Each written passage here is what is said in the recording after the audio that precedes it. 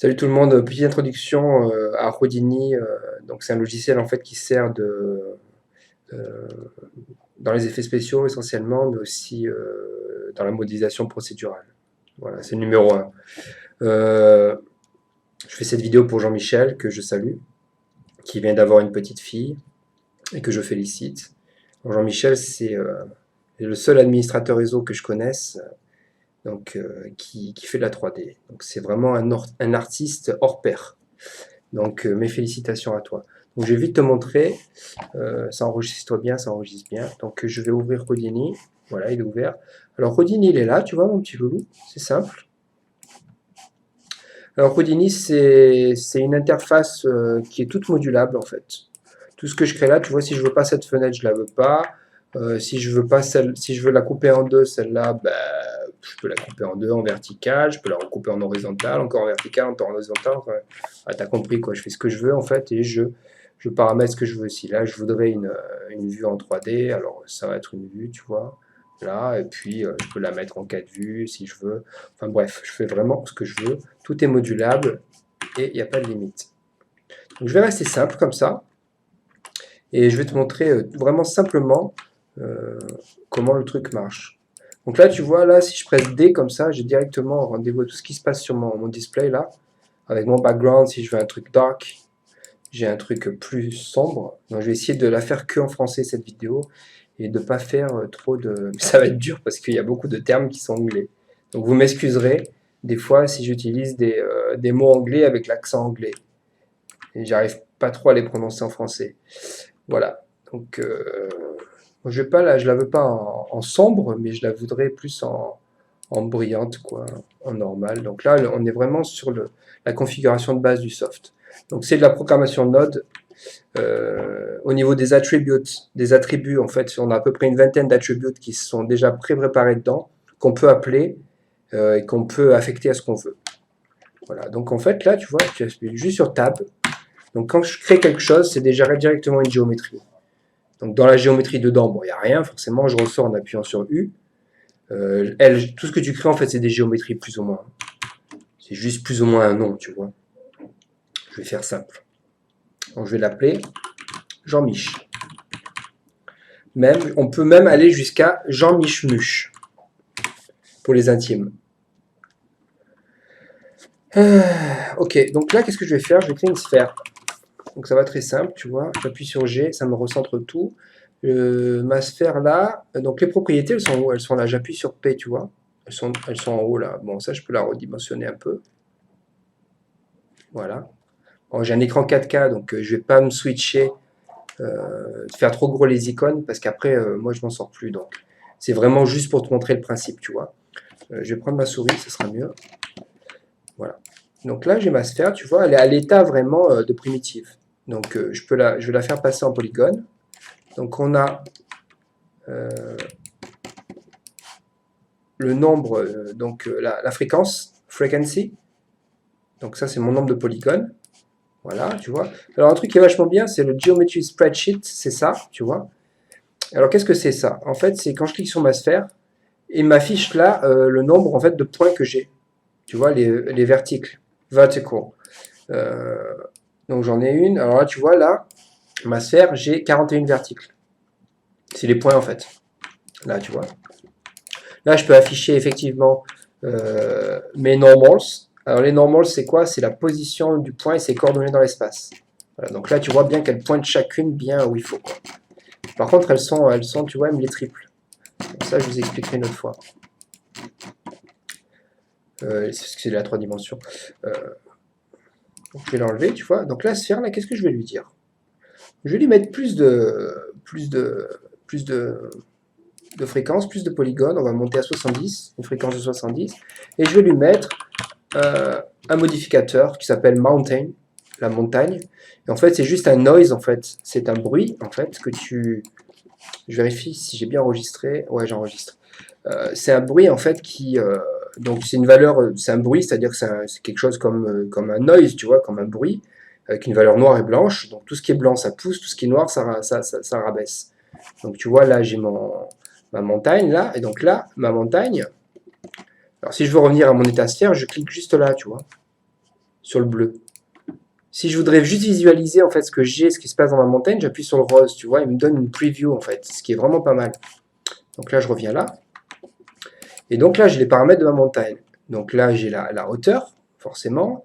J'ai la size, c'est-à-dire que vraiment là, ça va être une montagne très large, tu vois. Elle est très large comme ça.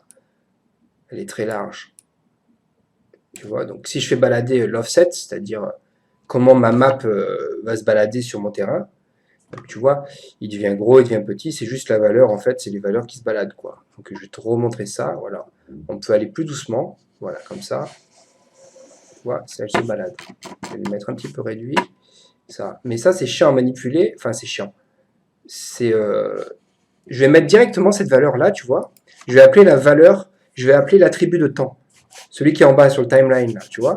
Je vais l'appeler, lui, en fait, et je vais le rebalancer sur l'offset, là. Donc, c'est simple, je fais un $T, et là, en fait, quand je bouge là, ça va me modifier ma valeur. Donc, ça fait partie des attributs qui étaient de base, que je te disais, tu vois. Donc, tu peux faire un play, même. Voilà, en temps réel, c'est là. Voilà, ok. Mais on peut aller plus loin, on peut le mettre sur les 3 axes. C'est ce qu'on va faire tout de suite. Donc sur l'axe X, Y et Z. Donc là, vraiment, elle se balade en 3D. Ok? Donc effectivement, je suis sur ma sphère, je lui donne beaucoup moins de détails. Voilà, ça me fait comme ça. Donc c'est sympa. Je vais faire un petit passage sur le bruit encore une fois. Donc je vais te mettre, on va mettre une grosse fréquence à 150. Beaucoup de polygones, comme tu peux le voir, tu vois. Voilà. Et je vais te mettre un éclairage un peu plus sympa.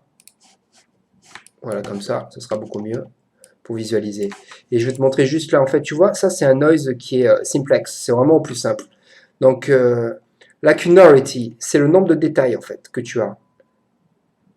Tu vois. Et la roughness, c'est comment, c'est comment, en fait, s'il y a un genre de blur, tu vois. Tu vois, alors une roughness à 0,5, c'est à moitié, tu vois, mais si je la pousse, je vais avoir 0 blur, tu vois. Et là, je vais vraiment avoir mon noise pur. Tu vois, tu comprends? Donc toujours pareil, si je bouge en bas, forcément, ça va bouger, ça va me donner plein de différentes formes. C'est bien parce que tu peux exporter chaque forme. C'est très bien, tu vois, c'est vachement cool. Si ça, par exemple, cette pierre, elle me plaît, je veux l'exporter, je fais un file, cache, là, tu vois, je mets une node là, je la connecte et là, je lui dis, bon, bah tiens, tu vas aller où je veux que tu ailles et je vais l'exporter au format où je veux, tu vois. Si tu veux aller sur, par exemple, je sais que tu aimes bien Blender, bah, tu vas l'exporter en ABC ou OBJ, tu vois. Ce sont des formats intermédiaires. Houdini a un format propriétaire qui est BGEO, qui est super bon. Et au moins, pas besoin de format intermédiaire pour travailler avec ça, avec lui, quoi. Voilà, donc là, je vais enlever le file cache, tu vois. Je vais te montrer juste, là, tu vois, juste d'autres types de noise, tu vois. On a des wireless cellulaires qui sont très bien pour faire de la caillasse. Voilà, si je veux faire des petites caillasses, on s'amuse bien. Et donc forcément, à chaque fois que je bouge, ça va bouger mon bruit. Donc la pierre va être différente tout le temps. Donc là, j'ai un peu trop poussé. En hauteur, voilà, tu vois, là, on est bon, tu vois, pour faire plein de types de caillasses différentes. Et s'imaginer plein de petits univers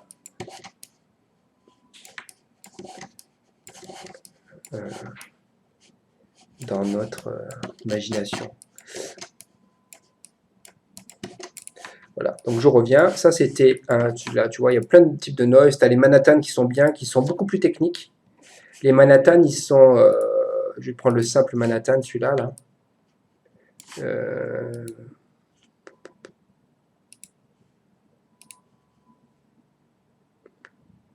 Ouais, celui-là, le Manhattan, celui-là est très bien.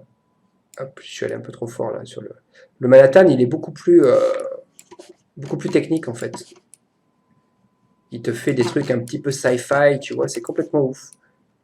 Alors selon comment tu paramètres, tu vois, c'est génial ces structures-là. Parce qu'on peut vraiment, ça tu l'exportes sur Photoshop pour les mecs qui font de la peinture, tout ça, les painters, ça te fait de suite des environnements qui sont excellents, quoi. Voilà, donc je vais pas passer trop de temps là-dessus, et je vais repartir sur le simplex. c'était un Perlin. Ouais, c'était ça. Simplex là, celui-là, tu vois. Et par exemple, tu vois, si tu es perdu dans tes noise ou quoi, tu cliques juste sur la node là, et tu viens en haut là, et tu reviens Revert to Factory Default. Alors tu reviens au défaut d'usine. Donc voilà, là je suis sur les défauts d'usine. Ok. Donc je remets à ma sphère, je vais lui mettre un petit peu moins de fréquence, et puis on va attaquer le tutoriel spécial Jean Michmuche.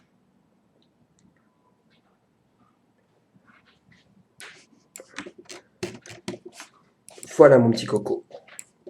Donc là j'ai une montagne. Alors ce que je vais lui dire, là ce que je vais faire, c'est que je vais lui dire, je veux que tu me mettes plein de points sur cette montagne.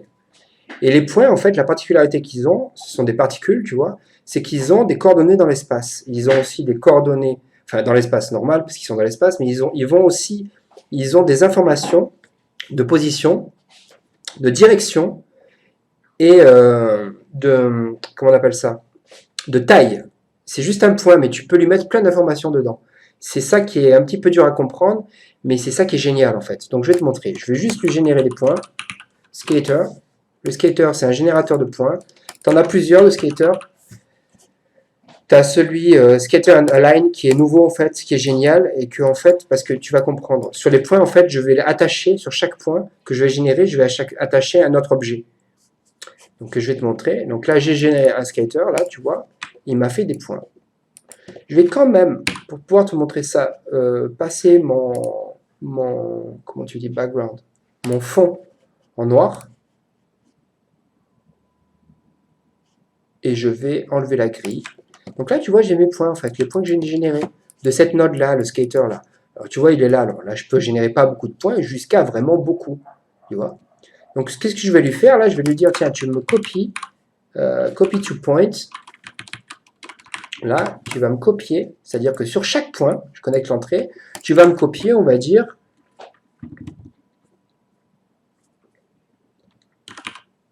une box, des boîtes. Donc là, sur chaque point, il va me copier des boîtes. Alors, elles sont grandes, hein. C'est pas grave. Qu'est-ce qu'on va lui dire? On va lui mettre un transform là. Transform, ça me permet de transformer comme je veux, tu vois. Donc on va lui dire, ah bah tiens, tu es beaucoup plus petit. Donc là, il m'a copié une boîte, en fait, sur chaque verticle que j'ai créé, tu vois, sur chaque point que j'ai créé. Alors c'est génial. Par contre, tu vois, elles sont pas vraiment orientées, en fait. J'ai l'impression que la position, la normale, elle n'est pas orientée. Donc ce que je vais faire, c'est que à la sortie, là, les points, en fait, ou même là, tu vois, je vais lui mettre un attribute, triangle, je vais lui réécrire en fait sa normale, tu vois. Parce que en fait là, si tu veux, les normales, elles y sont bien, mais elles n'ont pas l'air de bien agir en fait quand je copie là, tu vois. Elles sont pas alignées. Mes boîtes, elles devraient pas être alignées comme ça. Elles devraient pointer vers cette position dans l'espace là, tu vois, là, cette position-là, elle devrait être orientée à chaque fois différemment. Mais là, elles sont droites. C'est juste parce qu'en fait, il faut que je réécrive ça. Donc, j'appelle la normale, tu vois, par une simple ligne de commande, et je lui dis qu'elle est égale à elle-même. Et ouais, ça c'est du C++. Tu dois halluciner que je fasse du C++, mais bon, c'est utile. Donc tu vois, en fait, il les a bien réécrites. Donc là, logiquement, mes boîtes, en fait, elles s'orientent bien. Voilà. Tu vois, donc là, j'ai les boîtes qui sont vraiment orientées vers la normale. Je vais enlever la visualisation. Donc c'est plutôt sympa. Tu vas me dire, ah ouais, mais on voit plus ma montagne qui est derrière. C'est pas grave. La montagne, je peux la prendre là. Alors tu vois, tu fais Shift S en fait et il te donne des lignes qui sont plus jolies. La montagne, je peux la prendre et je peux la merge avec le résultat que j'ai là. Donc je fais un merge là, comme ça. Boum, je merge là. Donc là, bon, je vais voir ça. Et là, je reprends la valeur de ma montagne ici ou ici. Et là, je vais la voir dans le fond. Si j'ai pas de skater ici, si je l'ai pas, mince, si j'ai pas de skater ici là, si j'ai pas de point en fait, que je l'élimine lui, il va me copier directement sur chaque point, sur chaque vertique que j'ai sur ma montagne. Je vais te montrer, tu vois là, c'est copié sur chaque point directement. Donc en fait, je vais faire juste comme ça. on va rester comme ça, en fait. Et donc là, forcément, quand tu bouges, il y a tout qui suit, quoi. Quand tu bouges le temps, parce qu'auparavant, au préalable, j'ai pris ma variable de temps et je l'ai mise sur le bruit. Ok? Donc je pense que jusque-là, c'est clair, c'est pas trop mal. On va faire ça simple aujourd'hui. Je vais juste, en fait, copier une sphère, tu vois. Juste copier une sphère là. Et je vais la mettre... tu peux faire un double transform, hein, si tu vas trop petit dans la valeur, là. Je remets un transform là. Et là, je vais mettre 0,5. Juste, je la divise en deux. Donc là, c'est beaucoup plus clair, tu vois. Qu'on a des petits points, ok, voilà. Donc là, tu vois, ce qu'on va faire maintenant, c'est que sur chaque point, on va lui dire que chaque point, il a une taille différente en fonction d'un bruit. C'est-à-dire que si ma valeur du bruit, elle va être noire, eh ben, tu vas avoir une valeur à 0, proche de 0. Et si elle va être blanche, on va être à une valeur à 1. Donc un bruit, tu vois, c'est un petit peu comme tu vois, un noise, quoi, comme quelque chose, comme si tu brushes quelque chose, que tu peins quelque chose avec du bruit, tu vois, avec plein de noise, et des endroits ça va être plus blanc, d'autres plus noir, comme tu vois, comme une peinture, quoi. Donc ça, en fait, comment je vais faire ça? Donc ça, je vais l'enlever là. Je vais le mettre juste après mon skater là. Je vais lui mettre un attribute VOP. Et ça, les VOP, c'est énorme, le loup. C'est pour ça que je voudrais que tu te mettes à Houdini, parce que tu es un mec qui est quand même relativement intelligent. Et les choses que je te dis là, tu les comprends très vite. Donc tu vois, je rentre dans le VOP. Donc j'ai une valeur d'entrée et de sortie. Donc là, je vais lui mettre pareil, un noise, mais basique. Hein. Tu as encore plein de noise là-dedans, avec des noise super complexes et super riches, qui permettent de faire des choses incroyables. Mais là, c'est vraiment 2D ce que je te montre. Hein. On va pas dans les clouds, tu vois, on va pas dans des nuages où on va creuser dans des nuages et tout. C'est vraiment 2D, hein. Même si c'est de la 3D, c'est vraiment très surfacique et très basique. Hein. Je vais te faire un petit peu de VDB sur la fin, tu vois, histoire que tu vois un petit peu la puissance du truc. Mais sur un autre tuto, je te montrerai plus ce qu'on fait avec les, euh, les fluides.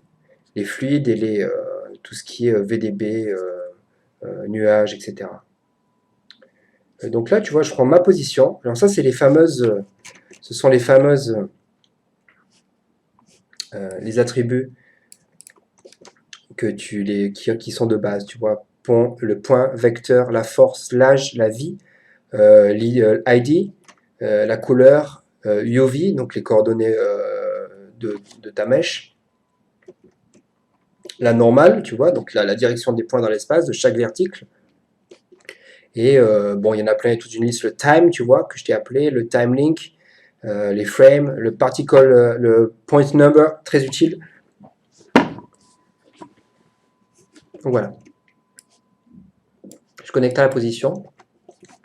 Et là, en fait, ce bruit-là, je vais le renvoyer. Donc je vais renvoyer cette valeur-là, donc les valeurs que je t'ai dit. Si c'est noir, ça va être une petite taille, et si c'est grand, c'est une grande taille. Donc je vais renvoyer la valeur qui est une valeur float, unique, tu vois, d'un numéro, vers la taille du point. Je vais juste en fait là, comment renvoyer cette valeur? On va utiliser juste un bind export que je vais mettre là. Et en haut là, je vais lui dire, tu vas où? Tu vas sur le p-scale, tu vas sur la taille de la primitive. Donc là, ce qu'on s'aperçoit, c'est que on a bien... Alors je vais mettre un peu plus de noise pour qu'on voit avec une grosse amplitude. Tu vois, c'est-à-dire que c'est un bruit en fait, tu vois, toujours pareil, s'il se balade, bon, bah, le bruit je vais le faire se balader plus doucement, le bruit va se balader, tu vois, on va y arriver, il se balade, tu vois, c'est joli quoi. Mais tu vois, tu vas me dire, ah, mais il y a des valeurs noires et blanches, ben, c'est que là en fait, elle a tellement réduite qu'elle est passée de l'autre côté en fait. Il part en négatif aussi. Donc ce qu'on va faire, c'est qu'on va comment tu dis, clamp, on va le bloquer. On va lui donner une limite. Donc avec ça, on fait un fit range. La note, tu la prends, tu la fais glisser comme ça, elle se clipse automatiquement. Donc là, qu'est-ce qu'on a? Les valeurs noires, elles sont à 0. Donc on voit rien, hein, la primitive est tellement petite qu'on la voit plus. Je vais revenir au-dessus, je vais mettre des couleurs, histoire que tu comprennes. Donc, juste color, couleur. Je ne sais même pas s'il existe en français, ce soft. Mais c'est nul, les softs en français. Oh là là, c'est d'une horreur infernale, quoi. Moi, j'ai un clavier US, là, je revis, quoi. J'ai fait réparer mon Mac en France, c'est des quiches en France. J'ai fait réparer mon Mac parce que, bon, bref, j'avais un clavier US, tu vois, j'ai un MacBook Pro là. Ils m'ont pas mis un clavier français à Paris, quoi. Putain, j'ai failli les égorger, hein. Je leur ai dit, mettez-moi le même clavier. Ils m'ont mis un clavier français, quoi. Nul, zéro. La France. C'est pas grave. Donc là, tu vois, je vais mettre une couleur. Et la couleur, je vais lui dire, bah tiens, t'es un petit peu. Bah tiens, un truc pour ta fille. On va lui faire une petite couleur fancy, fancy color. Et puis là, je vais lui mettre une couleur, on va dire. Ouais, c'est cool ça. C'est bien, c'est cute. Mais ça se voit pas assez. Donc on va. Christine Briandon, l'opposé du violet, on est dans les verts. Voilà, donc là on voit bien ce qui se passe. On voit bien ce qui se passe. Je vais revenir dans ma note. Là, tu vois, si je veux mettre une couleur à cette note, là, je peux lui mettre une couleur. Truc important, tu vois.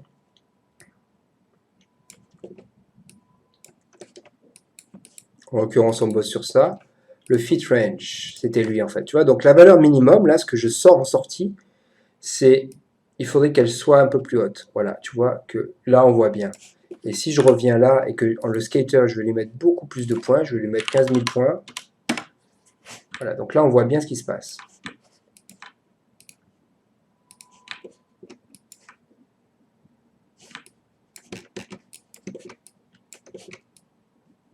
Donc après, tout est gérable. Je peux re-rentrer dedans. Tu vois, au niveau là où je suis là, au niveau là où je suis là, je peux avoir les paramètres, je peux faire remonter ces paramètres-là, ceux-là, là, je peux les faire remonter au-dessus. Juste par exemple les paramètres du bruit, tu vois. Parce que le fit range, ça sert à rien qu'on le touche trop. Si je booste vraiment beaucoup là, tu vois, elles vont se chevaucher, mais ça peut être intéressant pour des résultats, hein. Si je veux avoir des trucs vachement, ça peut être très cool, tu vois. Bon, forcément, si je bouge là mon temps, il y a tout qui bouge en même temps. Donc je peux avoir vraiment une variété de pierres et de ce que je crée, tu vois, de d'œufs. Ça ressemble plus à des genres d'œufs bizarres, quoi, que autre chose. Donc je vais revenir là, je vais rester sur 1, mettre un petit peu plus, puis là on va booster comme ça.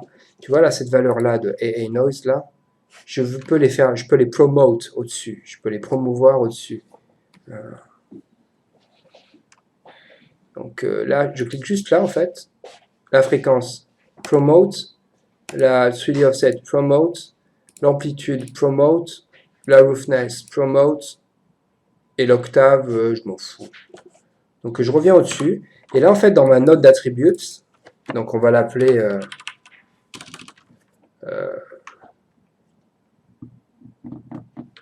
modifie, modif, modif, point, size, by noise. Alors au moins, c'est clair. Et donc là, tu vois, mes paramètres que j'avais dedans, ils sont revenus là. Donc en fait, ceux-là, là, je peux les toucher, tu vois, plus de roughness, l'amplitude, elle était très haute, je peux la descendre un peu. Voilà. La fréquence, forcément, ça change quand je vais bouger. Et donc voilà, quoi. Donc c'est plutôt cool. Donc je vais mettre moins de points, histoire qu'on voit, tu vois, là, c'est quand même des trucs plus sympas. Ça, c'est cool. Et puis j'aurais très bien pu également, moi j'aime bien, la sphère, là, je vais la monter un petit peu plus en taille, la sphère quand même. Voilà, tu vois. Et j'aurais très bien pu là lui dire que toi tu es une primitive, un polygone là. Donc là ma sphère c'est des polygones. Là tu vois, et j'aurais très bien pu lui mettre un autre noise, hein, une mountain là, mountain pardon. Là et puis je peux lui mettre un peu plus quand même de là et puis tu vois ça me permet d'avoir quelque chose de vachement différent partout. Je peux même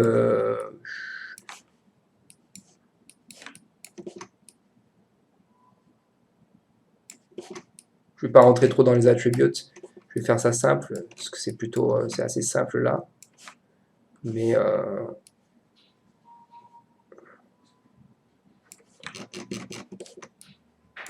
tu vois, donc on a sur des trucs assez sympas, quoi, genre de caillasse. Ça pourrait être un œuf en fait qui a fossilisé avec des trucs, tu vois, si on recreuse dedans. Donc on va dire que ça nous plaît. Que c'est un truc, c'est pas trop mal. On va dire que ça nous plaît. Euh,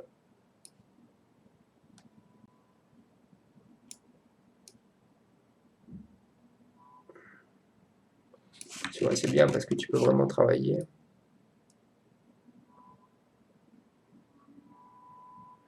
Je peux faire, là tu vois, il y a des attributs, il y a un truc qui est vachement bien. Derrière, là, derrière le noise, là, je peux lui mettre un attribute randomize. Bon, il va me randomiser la couleur directement. Donc tu vois, lui, il me dit, là, il me dit c'est CD, c'est la couleur. Mais je peux lui dire, c'est l'orientation. Orient. Alors l'orientation, c'est de la 4 dimensions, donc t'en rajoutes une. Et puis là, il randomise vraiment dans tous les sens, hein. Donc là, on a vraiment un truc qui est super. Comment t'expliquer? Vraiment, il nous a fait un rendu dans l'espace à 360 de toutes les pierres. Donc il n'y a aucune caillasse qui a la même comment dire, position. Donc c'est plutôt cool, tu vois. Pareil, je bouge mon timeline, toutes les pierres sont différentes. Ok, donc c'est plutôt cool. Alors tu vas me dire, ouais, alors comment je fais pour faire mon rendu, nanani, nanana. Tu peux faire ton rendu comme ça directement. Tu peux exporter en objet séparé, c'est-à-dire que je fais une file cache là. Là, si je veux exporter ma pierre à ce niveau-là, eh,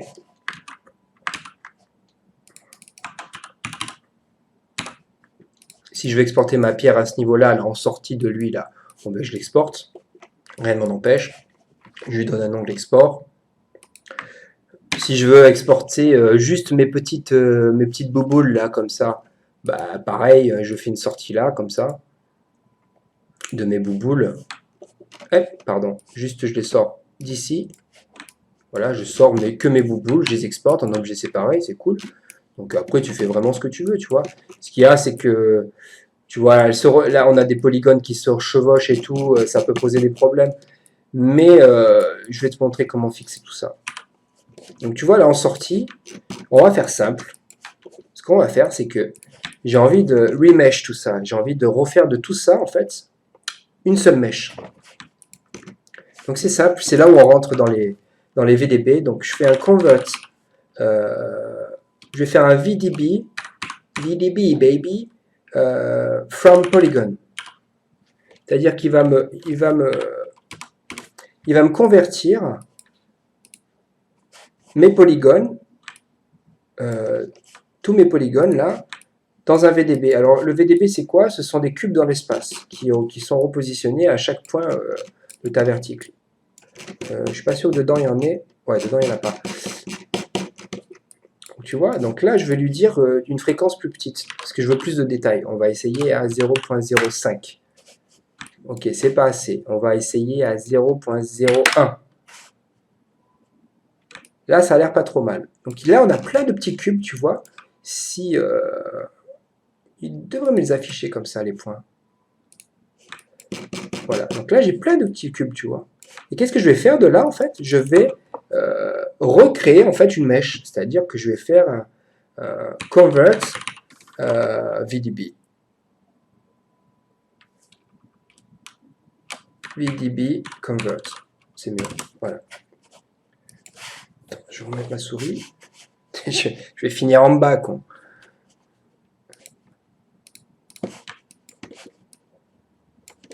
Ok, gros, on est là. Donc, convert VDB, qu'est-ce qu'il me dit là? Pourquoi c'est pareil? Parce que tu peux le convertir en ce que tu veux. Donc là, en l'occurrence, je veux du polygone. Donc là, tu vois, il me l'a converti. Il me l'a reconverti tout ça, là, en polygone. Génial. Génial. Et puis là, si je veux, je pourrais faire très bien une opération booléenne. Donc je vais remettre une sphère, par exemple. Je vais lui dire, bah tiens, tu es un polygone. Je vais te mettre une fréquence à 50. Et je veux voir où tu en es. La sphère, elle est là. Donc je vais lui mettre un transform. Je vais la transformer. Et je vais lui dire le transforme. Alors tu vois, si quand tu veux la transformer là, tu cliques là, je viens là dans la vue et j'appuie sur entrée. Et ça te met automatiquement à l'intérieur de l'action que tu veux faire. Voilà. Là, c'est un transform dans l'occurrence, donc il me met en fait un 3 axes, un gimbal, là, et puis tu vois, je la veux plus petite, par exemple. Trop petite.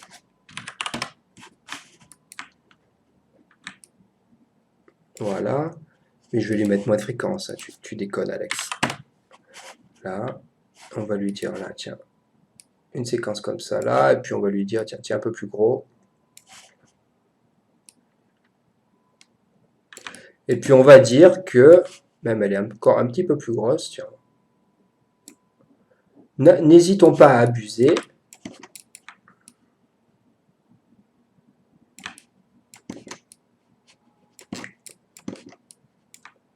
Voilà, on va dire qu'un truc comme ça serait pas mal. Qu'est-ce que je veux faire? En fait, je veux faire une subtraction, une soustraction de ces deux volumes. C'est très simple, tu fais booléen. Booléen, c'est une soustraction booléenne. Et on vient là, je connecte ces deux nodes là, donc il va me donner un résultat. Là, je fais escape et je me mets là, quoi. Et là, forcément, il m'a fait une subtraction de relativement parfaite en fait de mon mesh. Tu vois, alors là perso, moi ça ne me va pas parce que je la trouve trop grosse. Donc je reviens là, je descends un petit peu là et là ça va être nickel. On peut même la faire aller, on va dire, un petit peu plus loin dans le mesh là comme ça peut être cool. Et puis on peut même dire qu'elle va être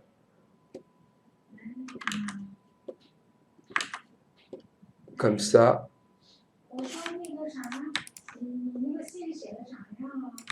Là, et qu'elle va aller comme ça là. On va dire que c'est un...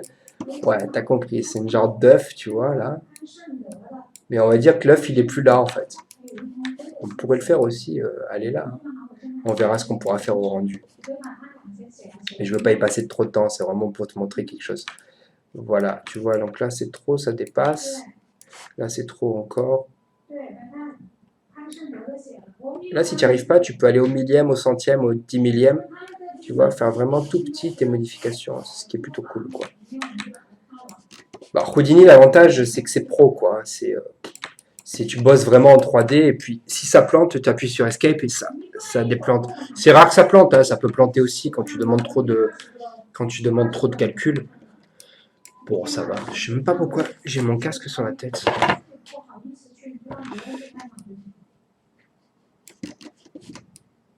Voilà, donc là j'ai ma subtraction qui va être plutôt sympa. Tu vois? Tu vas me dire, ouais, mais Alex, regarde, ça coupe, en fait, c'est un peu saillant, quoi. C'est un peu saillant, là. On peut encore reconstruire à l'image dont on l'avait fait, là, tu vois, ce couple-là, VDB, là, qu'on avait fait, créer VDB et le repolygonaliser. Je peux le recopier, ça, et puis je peux le remettre là.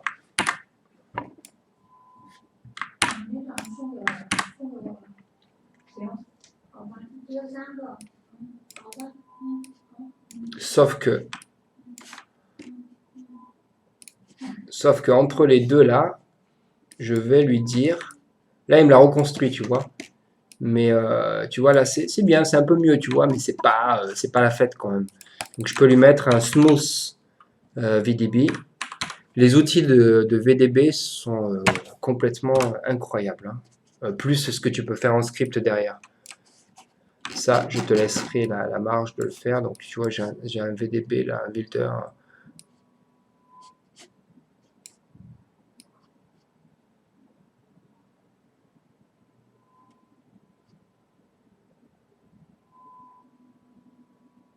Ouais, c'est pas mal là. Sauf que j'ai besoin de plus de patates là. Là, j'ai besoin de descendre à plus de détails. 0,0, attends, 0.07, voir un peu. Donc il faut rajouter un 0, 0,7, et là ça va être bien. Donc là on est vraiment sur ce qu'on avait au début. Je peux même descendre encore un peu. Le smooth là, je sais pas moi.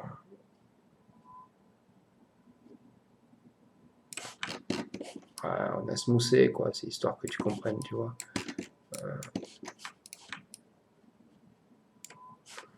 Parce que là en fait, j'essaie de voir en fait la gueule qu'il avait, ouais, il était quand même plus détaillé. Mais là je vais le mettre un peu plus détaillé. Je vais le mettre à 0,7 là déjà, histoire qu'on ait bien la patate et la qualité. J'ai un petit i7, donc il faut pas trop m'en demander. Voilà, là j'ai plus de qualité. Donc là, quand je vais faire ma subtraction là, tu vois, je le rebooste là à 0,007. Donc on est à peu près pareil. Je smooth. C'est pas mal. Et là je recrée. Et il recrée avec une qualité qui est plus, un peu plus grande. Ok? C'est plutôt sympa. Oh, tu vois, là il me sort là-bas. Donc il me sort là-bas. Je vais le reprendre là, avec ce que je voyais là. Tu vois, il me sort là. Et puis je vais le... Alors c'est bien parce que c'est... on appelle ça non-destructive. Qui peut pas être... C'est une construction node qui peut pas être détruite. Voilà.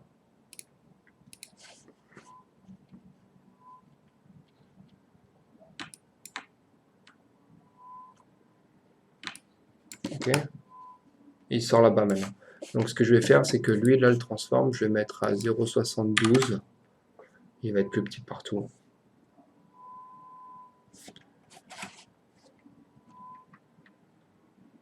Voilà mon petit coco.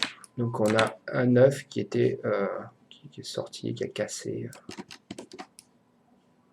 Je le mangerai pas cet œuf. Il était complètement...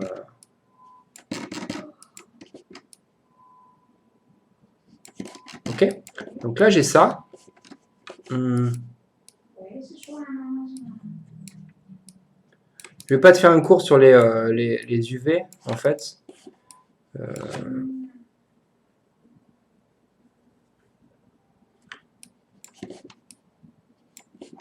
Pour les UV, tu as des outils ici qui te permettent de recréer les UV. Sinon, tu sors, tu vas sur. Tu peux aller sur ZBrush ou tu peux aller même sur. Tu utilises Blender, toi, c'est bien aussi. Il y a des outils ici, mais je vais pas te. Voilà, tu fais pas les trucs comme ça non plus. Donc là, il faudrait recréer les UV, mais là, je vais pas les recréer, ça sert à rien. Je vais juste te montrer. Donc là, tu vois, c'est bien parce qu'on a un objet. Et là, je vais faire juste un file cache. Je vais garder la. Alors, tu fais gaffe dans le file cache parce que il faut bien que tu mettes just not frame range, hein, pas un intervalle de frame d'image. Et juste tu save la frame 62 là. Donc la frame courant, current frame, la courante pardon. Et je vais leur dire ah ben tiens j'ai pas sauvé le projet donc je vais faire file set project to learn and file save as pour JM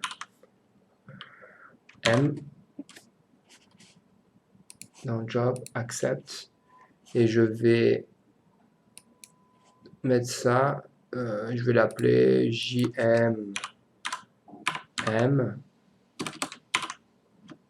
et je vais point .bgeo. Tu peux me mettre point .sc, c'est pas plus mal, c'est pour la sequence. Moi je les écris toujours en SC, mais tu peux mettre que BGO aussi si tu veux. Tu acceptes. Et là tu fais juste, en fait, t'as même pas besoin d'aller sur la node. Tu viens là, tu cliques là et tu fais save to disk. Donc là il me l'a sauvé. Et tu la load from disk là et tu viens là. Donc là je peux me déconnecter. Tout ce que j'ai en haut ça me sert juste pour travailler. Et là ce qu'il lit lui c'est celle-là. Voilà. Ok. Donc je reviens dessus et on est bien sur quelque chose smooth shaded, flat shaded. Ok. Tu vois. Donc c'est plutôt cool. Je vais mettre un truc plus grand. Qu'est-ce qu'on va faire maintenant? On va faire un petit rendu vite fait. Donc, je vais juste créer une caméra. New camera here. Je vais mettre un petit cadenas pour la loquer, tu vois. Ma caméra, donc, elle est apparue là. Hein. Tu vois, là, je suis au niveau le plus haut. Hein. Je suis au plus haut niveau là. Je rentre dedans, c'est dans ma géométrie que j'ai créée. Tu vois, là. Pour les matériaux, en fait, tu peux créer un matériel, comment tu dis, network, je sais même plus. Un réseau de matériel, tu peux le créer directement ici, ou tu peux aller dans le réseau de base qui est là. Matériel, tu vois, en haut, là, tu as channel, image, material, object, output, shop, stage, task, et ce que tu veux mettre toi. Mais ça, c'est les mains, tu vois, c'est les principaux. Mais je peux rester là et créer mon matériel ici. Je vais te montrer. Tu fais un matériel network ici. Tu rentres dedans, tu fais un build Pixar Material. Parce que moi j'utilise le moteur de rendu de Disney en fait, qui est pour moi le plus réaliste en fait. Je les ai tous testés quasiment quoi. Sauf Manuka de Weta Digital qui est un moteur de rendu privé, quoi. Mais sinon, les autres, je les ai tous testés. Et il n'y a que Pixar, quoi. Il n'y a que les ricains, voilà, qui nous donnent un truc costaud, robuste, fiable, et qui renvoie le bois, et surtout qui est très très flexible au niveau pour les IT comme toi, quoi, pour les mecs qui font du script, quoi. Voilà, donc là, tu vois, j'ai mon matériel qui s'appelle Jean-Mich. Ok. Celui-là, je le fais glisser directement là. On vient de créer le matériel là, on l'a assigné là, on va rentrer dedans. On va le réinitialiser. Parce que j'ai fait autre chose. Back to factory. Donc là, si je presse Entrée, en fait, si je presse F1, mon moteur de rendu il switch sur ça, ben ça devrait faire un rendu. Voilà, il est parti. Donc là, c'est Pixar. Il y a un denoiser en fait. Je vais pas vous faire un cours sur le denoiser, c'est Nvidia qui gère ça et Pixar bosse avec eux. Donc le denoiser, ça te permet en fait de voir ce que tu fais, il te denoise en fait. Mais c'est beaucoup plus puissant que ça, c'est-à-dire que quand on a des rendus qui sont plus compliqués, comme ce on va rentrer, dans ce qu'on va rentrer là, par exemple pour la transparence, comme de la peau, ou comme pour faire des bougies comme ça, c'est plutôt sympa d'utiliser un denoiser. Donc là, j'ai enclenché le denoiser, c'est simple, là, il est à ce niveau-là, ici, il est dans image là, il est là. Denoise, tu vois. Voilà.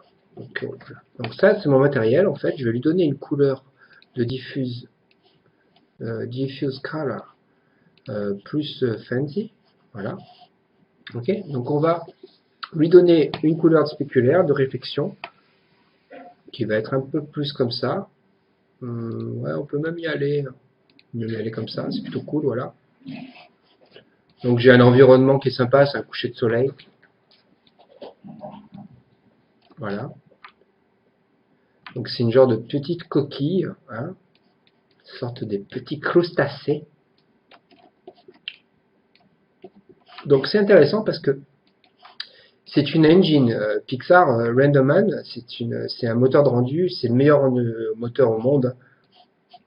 Voilà, il n'y a pas de concurrence parce que c'est pro et en plus il est gratuit pour une version non commerciale sans watermark. Donc tu peux faire tout ce que tu veux avec et ils sont pas trop embêtants. Voilà, ils sont en train de faire leur engine qui va être hybride XPU, c'est-à-dire qui mélange le CPU et le GPU, c'est-à-dire la puissance de ton processeur et de ta carte graphique, en même temps ou en séparé. Donc ils ont répondu très très fort là. Elle n'est pas encore sortie, elle sort dans quelques jours là. Et ça va. Les ricains sont toujours violents quand ils répondent, hein, dans tous les cas, quoi.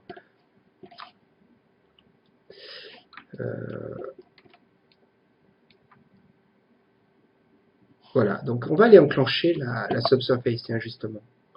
Tu vois, les radiances là, c'est la réfraction que j'ai gauche-droite en fait, comme tu sais, t'as certains scarabées qui ont ça, donc là, ou même de la nacre, tu vois, là, si je la mets un petit peu, je vais avoir euh, comme de la nacre, hein, hein, mes petits cocos.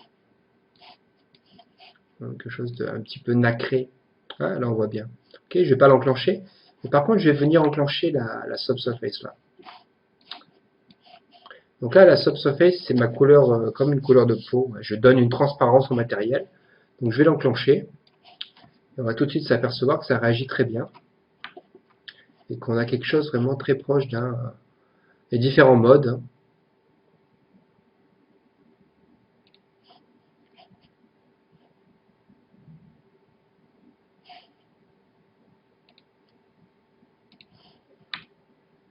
Proche d'un coquillage. Une petite crustaceo. Voilà, donc là on a vraiment quelque chose de... Alors, on pourrait même lui dire, tiens, ben tiens, justement, tu as un petit peu d'iridience, histoire qu'on ait quelque chose vraiment de... comme de la nacre, hein.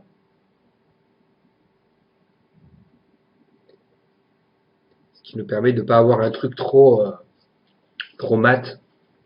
Ils sont pas tous transparents comme ça, les coquillages, et aussi nacrés, hein. On pourrait avoir la nacre que à l'intérieur, par exemple, ce qui est possible aussi. On va pas rentrer trop dans les détails, mais on peut avoir des choses, voilà, qui sont vraiment super réelles. Voilà, ça je voulais vous montrer. Je voulais vous montrer quoi aussi? euh, Bah forcément, si je viens là, je vais vous faire un petit rendu. On va essayer de voir un petit peu ce qui se passe là. Et on va voir ce qui se passe si on envoie du rendu en rendu final. Je vais faire ça comme ça là. Et là.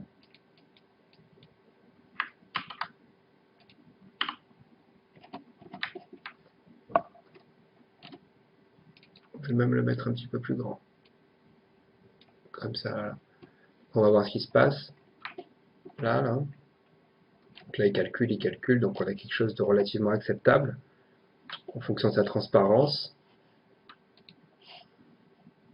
Je pourrais très bien avoir une couleur de peau transparence beaucoup plus, je sais pas moi, un truc, si je veux une transparence verte, tu vas avoir une peau qui va être plus à l'intérieur verte, tu vois. Ça c'est la couleur de peau externe, pardon, et ça, c'est le min pass, ça, à l'intérieur, tu peux avoir un truc beaucoup plus, par exemple, rouge, tu vois.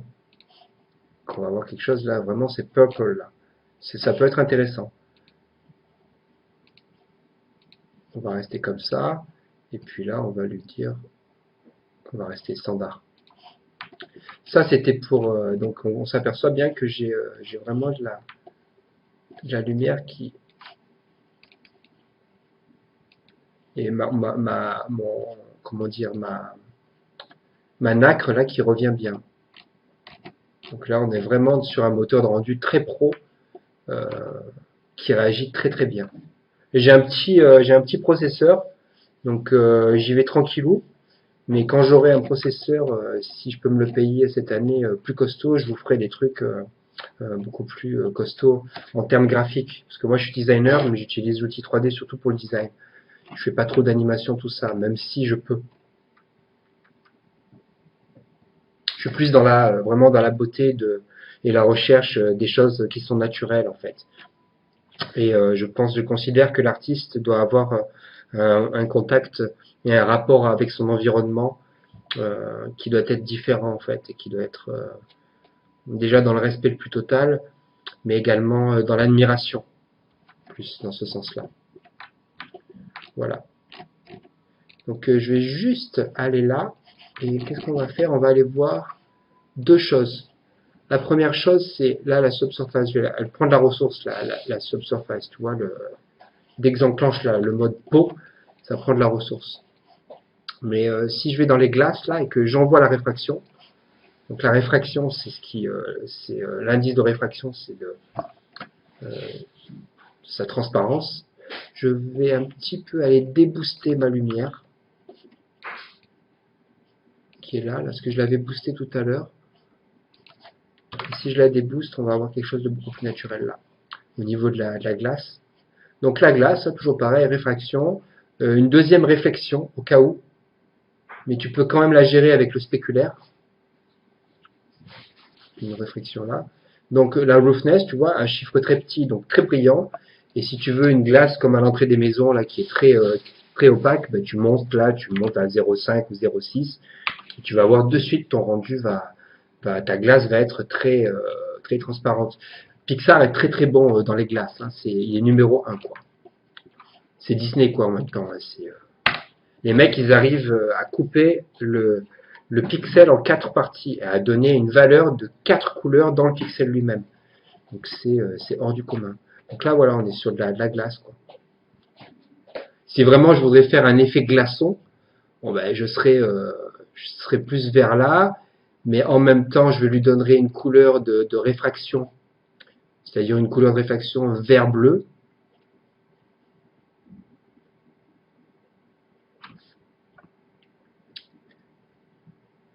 Qui a trop poussé là à mon goût.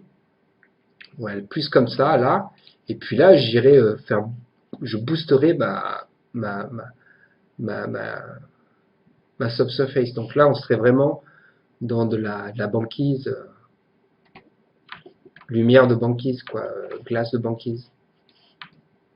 Vraiment, elle est à un état très simple. Hein. Je suis vraiment très simple ce que je fais là. Je touche juste des paramètres de base d'un matériel, quoi. Il n'y a rien de compliqué, quoi. Là, on s'aperçoit qu'on a des lumières qui sont vraiment super jolies.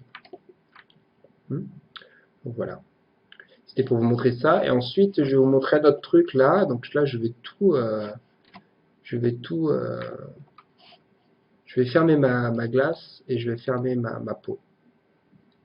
J'ai ma peau qui pousse là. Voilà. Là, on atteint. Et je vais mettre juste un dirt. Ils ont une note qui s'appelle dirt là. En fait, ça va te donner une valeur de ce qui est creusé, ce qui est plus à l'intérieur du modèle plus noir et plus à l'extérieur plus blanche. C'est une note qui te permet en fait de donner des valeurs un peu plus crades à l'intérieur ou d'un endroit où on ne pourrait pas aller nettoyer. Ouais, c'est juste ça. Donc je vais la plugger elle juste dans la diffuse là. Je vais mettre ça juste un peu plus petit pour que tu vois ce qui se passe. Tu vois. Et je vais aller, alors c'est ça qui est bien, c'est que je vais aller à son état. Je vais faire mon rendu à l'état de la dirt là pour qu'on voit ce qui se passe. Parce que là je vois pas bien, j'arrive pas à bien contrôler. C'est une valeur noire et blanche. Donc je vais cliquer là, je vais survoler là en fait et je vais aller juste là. Et là en fait il va me faire le rendu de ce que je suis en train de préparer. J'ai les propriétés qui sont ici. Donc je vais aller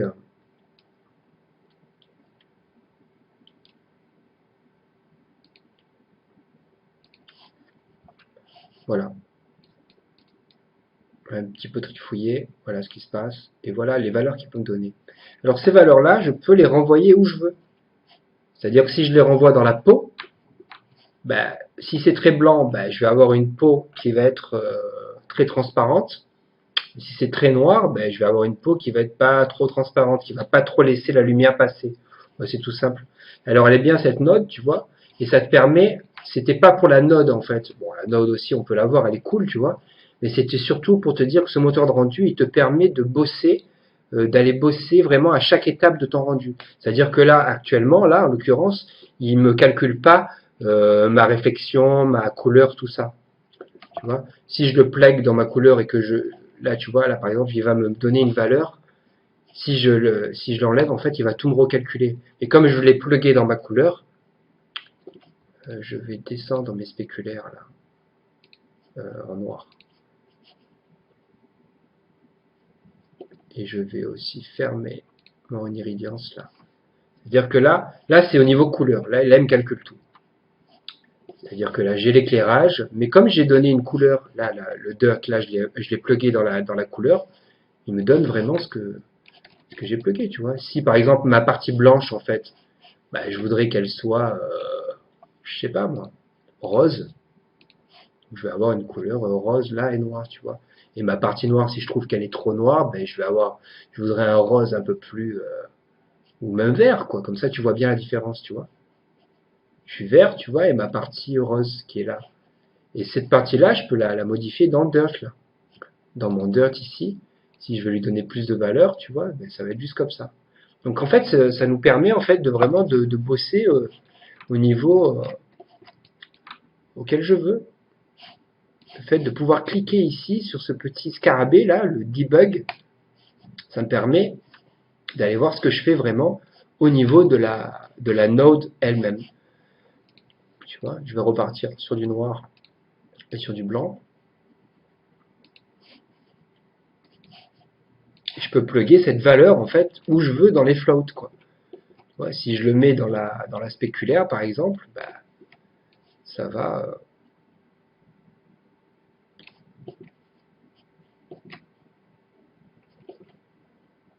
Où c'est blanc, ça va être très mat, et où c'est noir, ça va être très brillant. Vous voyez?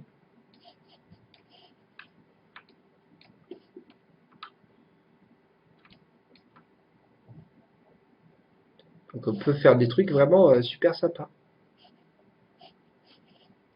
Je peux enclencher juste pour qu'on voit ma subsurface, tu vois, un petit peu là. Donc là, on est dans des trucs vraiment cool, quoi.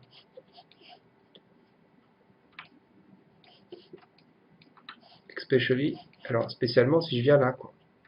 Si je viens comme ça. Donc, un petit coquillage, un petit crustaceo.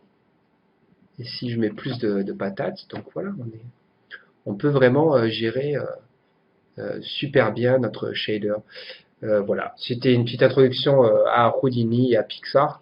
Je trouve qu'ils sont très très bien, ils marchent très très bien ensemble. Ce sont de très bons outils pour pas cher.